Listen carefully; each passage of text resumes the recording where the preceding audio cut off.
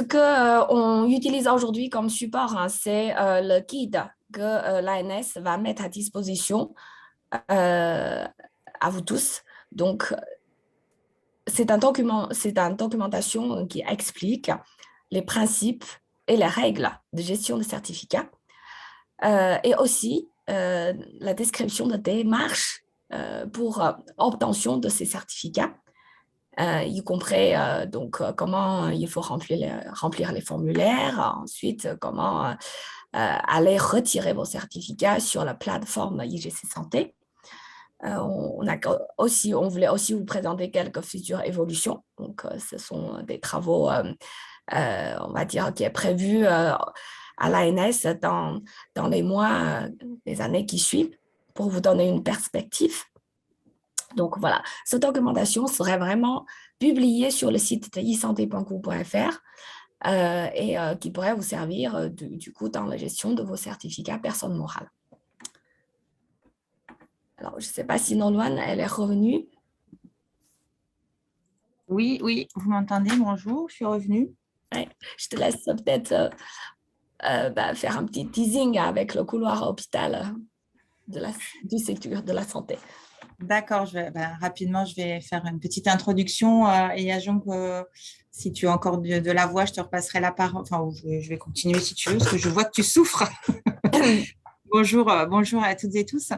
La réflexion qu'il y a eu autour de cette simplification, du travail autour des règles a été de chercher une simplification sur l'obtention d'une part et puis la règle de gestion et d'utilisation des certificats, puisque il y a eu pas mal d'évolutions dans le temps entre les finesses géographiques, les finesses juridiques, les contraintes de traçabilité. Et du coup, on a abouti, et puis des échanges qu'on a pu avoir avec différents établissements ou différents éditeurs pour connaître un petit peu quelles étaient les différentes pratiques qui sont, on l'a constaté, très diverses. Donc là, on a repris quelques règles de base qui sont celles qui doivent être appliquées. Et puis ensuite, on vous présentera en fait les évolutions à venir, ce qu'on a en cible et ce qu'on propose d'appliquer en période transitoire. Merci, Nolwenn. Du coup, je vais vous présenter rapidement les grands principes sur l'utilisation des certificats personnes morales. Alors, depuis des années, donc, on a un petit peu des certificats qui sont déployés sur le terrain, à la fois sous entité juridique, à la fois sous le numéro finesse géographique. Il y a un petit peu de tout. Alors, du coup, depuis début d'année, on a fait un travail vraiment avec le ministère, la CNAM, pour s'aligner en fait sur une doctrine lisible, claire, pour que tout le monde puisse vraiment comprendre donc l'utilisation de certificats de façon simple. Alors, on revient sur ces grands principes. Donc, ce qui était vraiment donc aligné donc entre différentes instances nationales, c'est que le certificat de personne morale doit être porté donc par la personne morale, c'est-à-dire l'entité juridique de la structure. Donc, si vous êtes un établissement multisite, donc vous pouvez commander un certificat sous le numéro juridique qui est porté du coup par vraiment la personne morale. Par contre, un GHT ou un groupement de cliniques,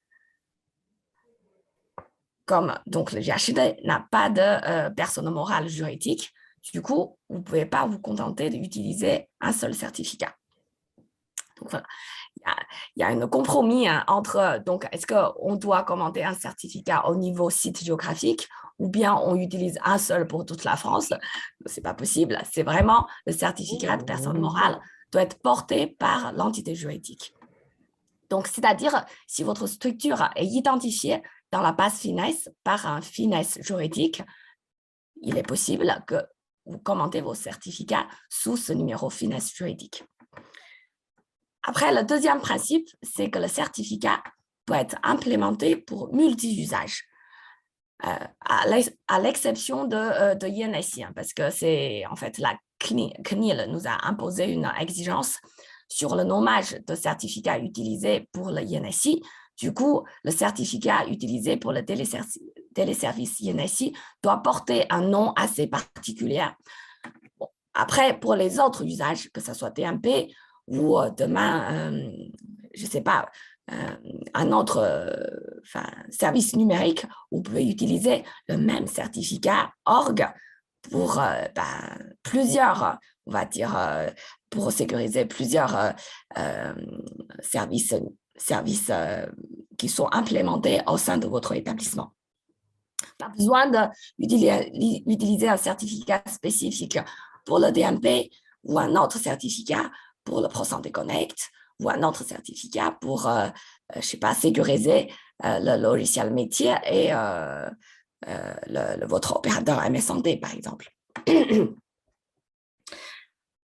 Alors, après, dans le couloir hôpital, spécifiquement, bien sûr, le service de radiologie ou de service de laboratoire font partie du coup de l'hôpital.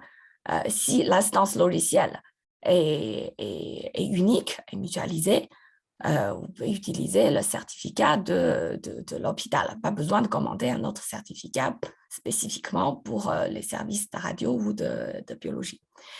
Et puis, l'établissement aussi peut déléguer du coup la gestion de certificats à un tiers, par exemple un éditeur. Dans ce cas-là, c'est vraiment le délégué qui doit prendre la responsabilité sur l'ensemble de gestion de certificats, y compris le cycle de vie, c'est-à-dire le renouvellement. Donc voilà, je laisse la parole à Nolwenn pour rentrer dans les détails. Je suis désolée, j'ai vraiment plus de voix. Je réactive. Merci, merci Yajon. Je vais prendre le relais. Donc les grands principes que vient de vous exposer Yajon, vous voyez que le grand changement se situe au niveau de sur la possibilité d'avoir un certificat au niveau de la personne morale, une gestion des certificats plutôt, puisque ça va souvent par pair, au niveau de la personne morale. Néanmoins, ça va nécessiter, pour aboutir à cette cible, on aura quelques évolutions à faire. Donc, d'ores et déjà, on a quand même des programmes actuellement que vous connaissez tous et qui s'appuient sur les statistiques d'alimentation du DMP extraites du système d'information DMP. Et on a besoin de pouvoir continuer à les récupérer et donc ne pas perturber ces statistiques-là dans l'évolution et ne pas perdre non plus le niveau de finesse attendu de ces statistiques. Donc, dans les établissements de santé, donc, pour les établissements publics, on aura, et pour les établissements privés en cible, on aura la possibilité d'avoir donc ce certificat au niveau personne morale. Et en ce qui concerne les établissements privés, sous réserve que dans les métadonnées des messages qui sont envoyés pour alimenter le DMP, donc il y a trois parties. Il y a le VIHF, on rentre un petit peu dans la technique, mais il y a la partie VIHF, la partie lot de soumission et la partie document, donc qui chacun contiennent des zones avec un numéro finesse. On aura besoin d'avoir le numéro finesse géographique de l'entité émettrice du message, du document, alors qu'on aura donc dans le certificat le finesse juridique. Et tout ça nécessite une évolution du système d'information DMP afin de modifier les contrôles qui sont aujourd'hui un contrôle d'égalité entre ces zones.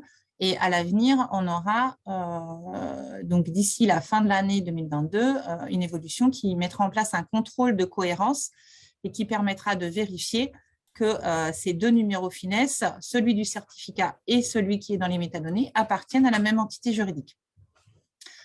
Pourquoi est-ce qu'on dit appartiennent à la même entité juridique et non pas le géographique appartient au juridique du certificat? C'est qu'on sait aussi que aujourd'hui, l'histoire a fait que, on reprend aussi ce qu'il y a dans l'histoire, certains certificats sont utilisés au niveau personne morale, mais identifiés par un finesse géographique d'une des structures. Ça peut être la plus grosse, ça peut être, historiquement, il peut y avoir des cas différents. Toujours est-il que certains de ces certificats qui sont mutualisés pour une personne morale sont portés sont identifiés avec un finesse géographique d'un des sites, en fait. Et on ne demandera pas à ce que tout le monde recommande un nouveau certificat quand on pourra passer à cette évolution de la règle, pour ne pas obliger les établissements à rentrer dans tout le processus de commande de certificats et d'évoluer, mais on demandera à ce que ça soit fait au moment du renouvellement. Donc, le temps que tous ces certificats qui ont une durée de vie de 3 ans soient renouvelés à l'issue des périodes en cours, il y aura un temps qui durera plus longtemps pour certains, et c'est pour ça qu'on met en place une cohérence. Les 2 numéros finesse doivent appartenir à la même entité juridique. Voilà la petite subtilité.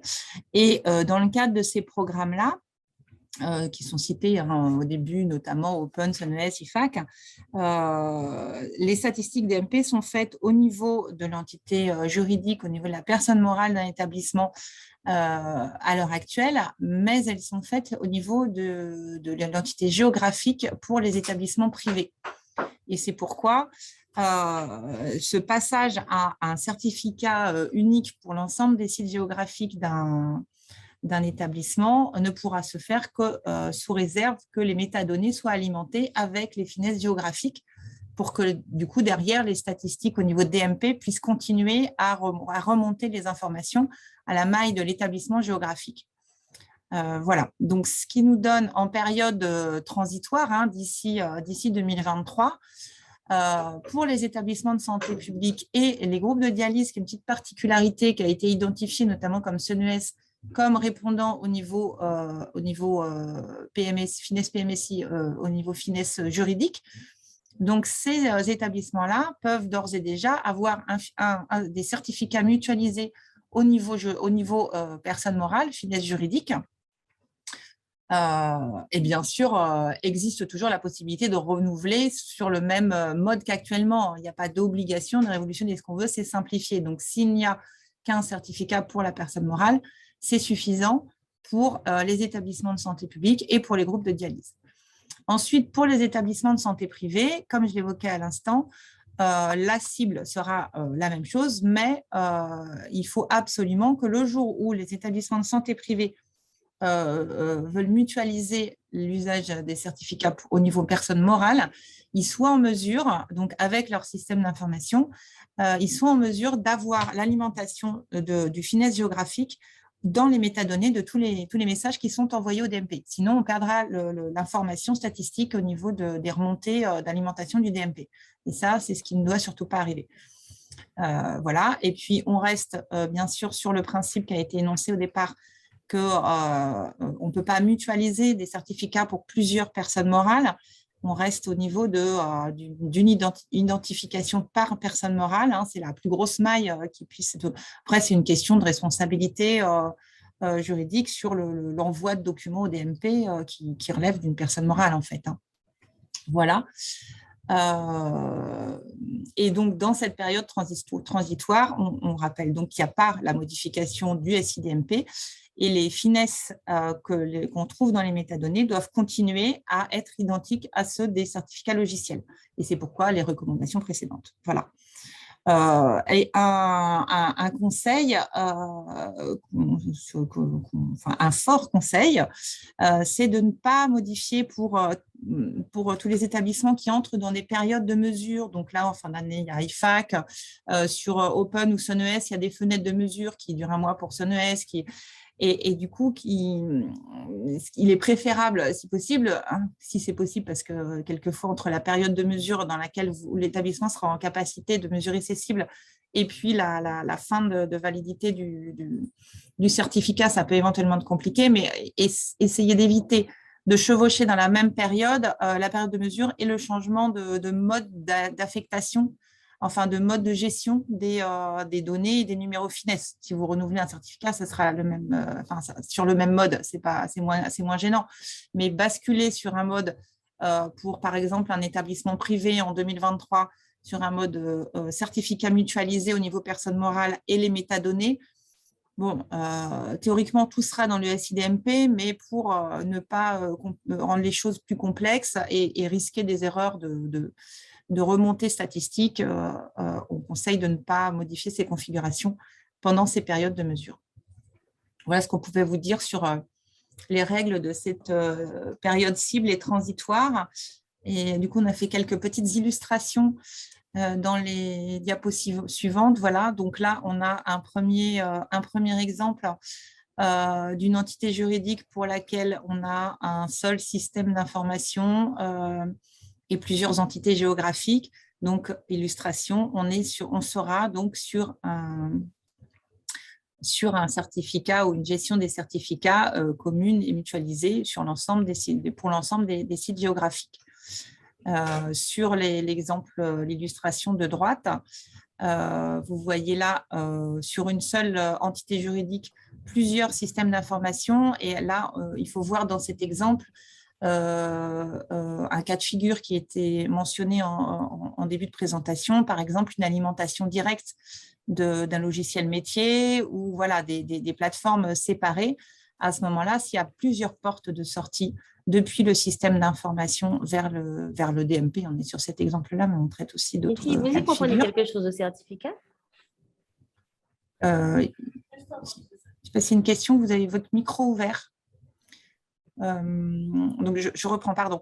Donc là, on peut avoir plusieurs portes de sortie depuis le système d'information ou depuis les systèmes d'information. Et à ce moment-là, on est sur des certificats différents, même s'ils sont rapportés au même numéro FINES, hein, ce n'est pas ça le problème, mais ils doivent être séparés puisque chaque sortie doit passer par ce certificat pour son authentification au téléservice. Voilà, donc on rappelle bien à chaque fois que dans les établissements privés, bien sûr, ces configurations mutualisées sont sous réserve de l'alimentation des métadonnées avec les finesses géographiques. Et sur la diapo suivante, vous avez voilà, d'autres types d'exemples où là, on est sur des notions de groupement. Donc, c'est l'illustration de ce qu'on disait tout à l'heure sur les plusieurs personnes morales au sein d'un groupement, que le système d'information soit mutualisé ou non, on reste sur des certificats, des gestions de certificats identifiés séparément, donc au niveau FINES de chaque entité juridique d'un groupement. Voilà ce que je pouvais vous dire sur les règles en cible et ces périodes transitoires et leurs illustrations. Je vais laisser la parole à Jean-François sur la suite de la gestion et la procédure de commande des certificats. Tout à fait. Alors, avant de passer juste à la procédure de commande, pour vous dire que au niveau des certificats, vous avez dit au début, donc un certificat organisation qui vous permet d'accéder au DMP et au téléservice INSI, sachant que ces types de certificats sont mutualisables, sauf l'INSI qui nécessite un nommage particulier. Donc, typiquement, quand vous commandez un certificat pour le DMP, vous pourrez l'utiliser après pour connecter l'établissement à son opérateur MS Santé Aurore. Donc, vous avez le détail qui vous est donné dans ce guide-là. Et je vous propose de voir la démarche pour disposer d'un certificat. Donc, cette démarche, en fait, est un peu en 3 temps. Le premier point, c'est vous avez les prérequis nécessaires à l'obtention du certificat. Vous avez la demande à faire et à l'issue de cette demande auprès de l'ANS, vous allez pouvoir implémenter le certificat en vous connectant sur la plateforme IJC Santé. On va pouvoir voir en détail ces différents points-là, mais gardez à l'idée que c'est trois étapes nécessaires avant de disposer du certificat. Le premier point, c'est la sécurisation des prérequis, qui est un peu en 2 temps. Donc, vous avez une contractualisation à faire entre l'établissement et l'ANS, si elle n'est pas déjà réalisée. Et vous devez identifier en fait, les différents acteurs qui vont participer à la sécurisation de ces prérequis, donc le représentant légal, l'administrateur technique et potentiellement le mandataire. Donc, la contractualisation est assez simple. Je pense que dans l'immense majorité des cas, les établissements ont déjà contractualisé auprès de l'ANS. Une contractualisation vous donne dans ce guide-là, concernant les établissements publics, vous avez la possibilité de contractualiser sous le FINES juridique. Donc, j'attire votre attention, c'est qu'à partir du moment où vous avez un contrat juridique, les différents formulaires qui y sont associés, donc que ce soit le formulaire 101, le formulaire de demande de certificat, sont sous finesse juridique. Vous êtes reconnu donc à ce moment-là comme finesse juridique. Pour les établissements privés, donc avant 2023, vous devrez le faire par établissement, par site, via donc, un finesse géographique. Donc, si vous avez 2 cliniques, ce sera deux contrats à réaliser, alors que si c'est un CHU, que vous avez 8 sites, vous n'aurez besoin de faire qu'un contrat sous le finesse juridique.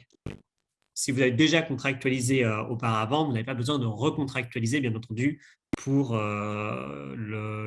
pour les certificats. Vous êtes déjà connu auprès de l'ANS. Le deuxième point, donc, c'est le représentant légal, le mandataire. Donc, de la même manière, c'est assez classique pour les différents projets. Vous avez besoin d'une carte CDE active. Donc, si ce n'est pas le cas, vous avez un formulaire qui vous est proposé, donc le formulaire 101, qui permet d'avoir le représentant légal.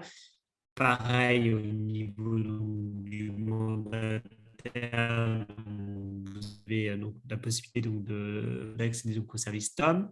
L'important, c'est l'administrateur technique, donc c'est la personne qui va s'occuper du cycle de vie donc du projet, et donc c'est notamment lui qui va récupérer le certificat sur la plateforme IGC Santé. Donc pour ça, vous avez besoin d'un administrateur technique. Donc vous avez donc le formulaire qui est associé, donc c'est le formulaire 301.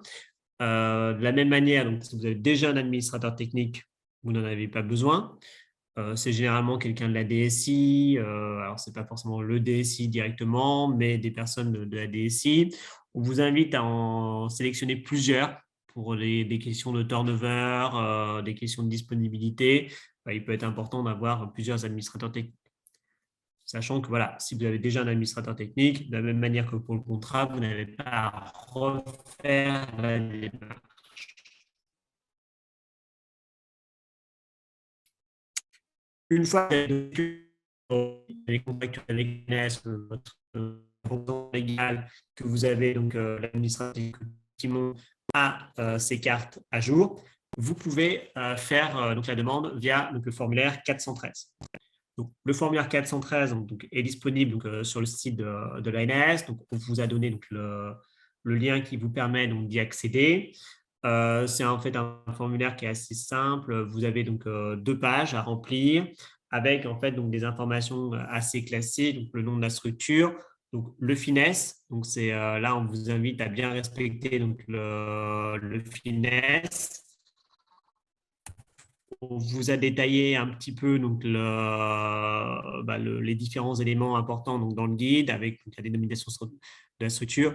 Là, le finesse, donc le côté finesse géographique, donc l'ancien formulaire donc, va être changé avec une notice qui sera associée dans les nouveaux, mais on vous indique de mettre le finesse juridique si c'est des établissements, des hôpitaux publics ou des centres de dialyse, le finesse géographique pour les hôpitaux et cliniques privés, le représentant légal, le numéro de carte des administrateurs techniques ou des administrateurs techniques, le type donc, de certificat et l'usage nécessaire, le nom de l'éditeur et le nom de la solution utilisée.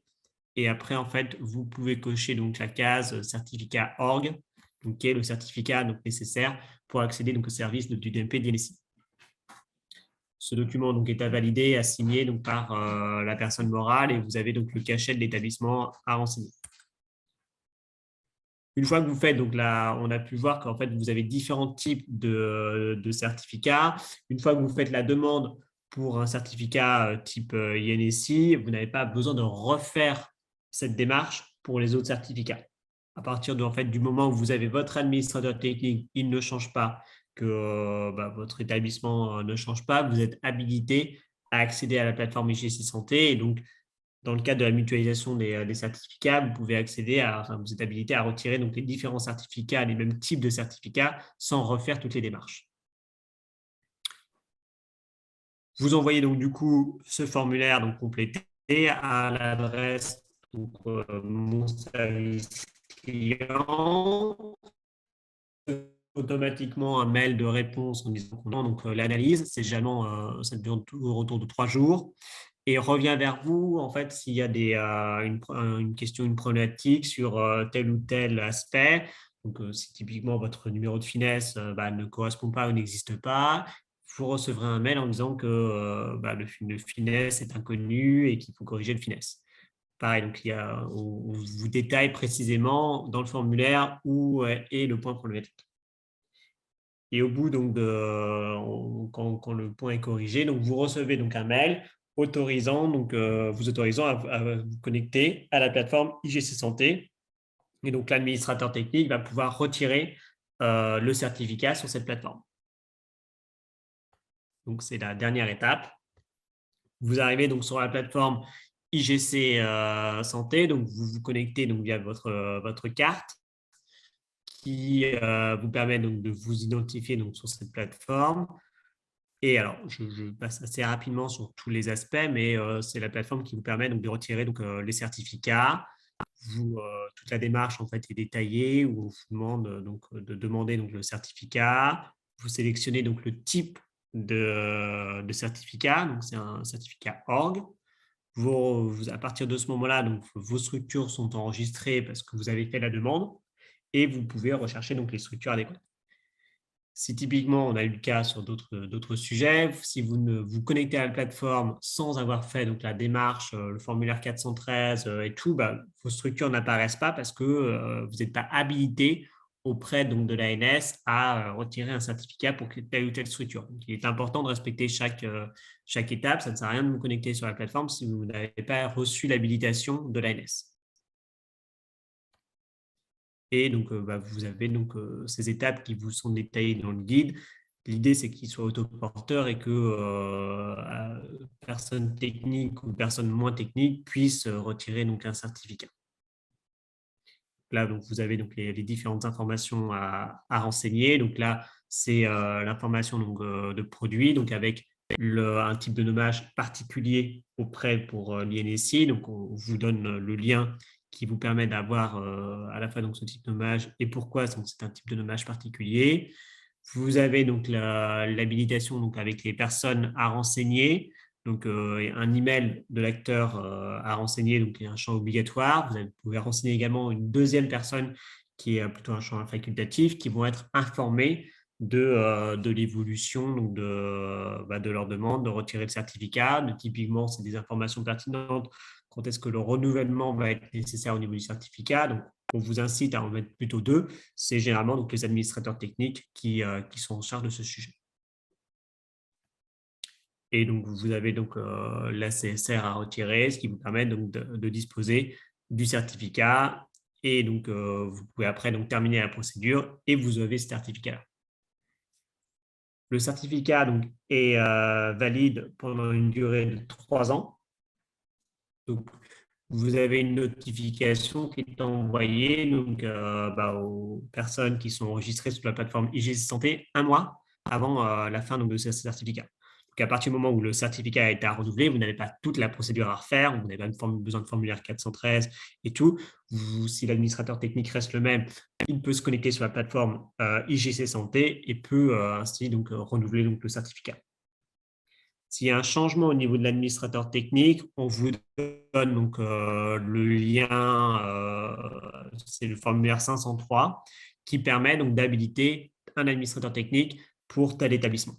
Et ainsi, donc, il reprendra donc, les mêmes droits que l'administrateur technique précédent, et donc l'établissement n'a pas à refaire toute la démarche.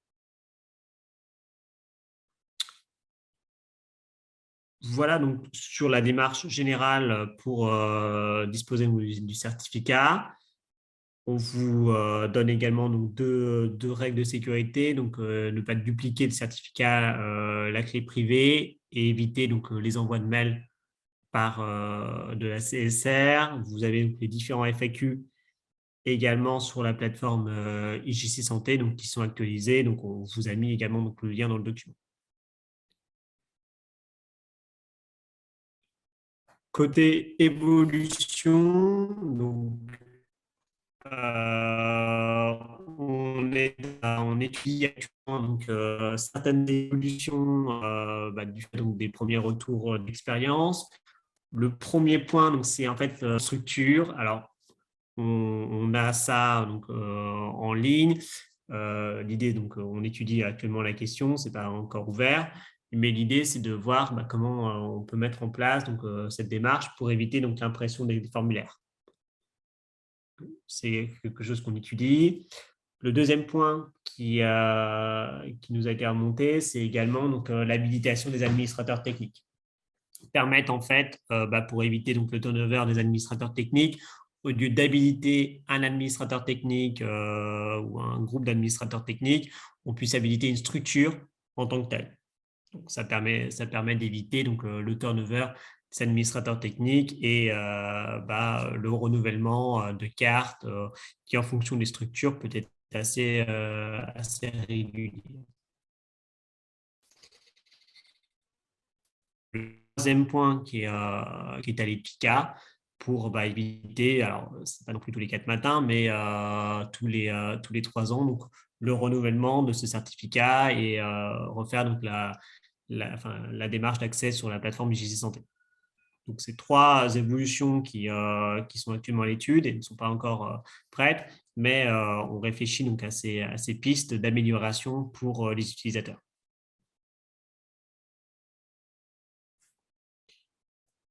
Et donc, le dernier point, donc, c'est donc, on vous a mis donc, dans ce document-là différents annexes qui vous permettent donc, d'avoir accès donc, à la fois donc, au contrat d'adhésion formulaire, mais également, donc, comme je vous le présentais, à la démarche et comment remplir les formulaires 413.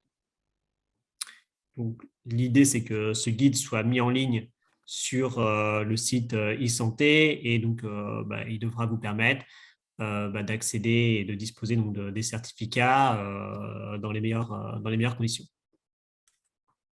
Donc, n'hésitez pas si vous avez d'autres questions. On est là donc, pour y répondre. Et sinon, le support, donc voilà, ce sera publié et le replay aussi. Merci de votre participation.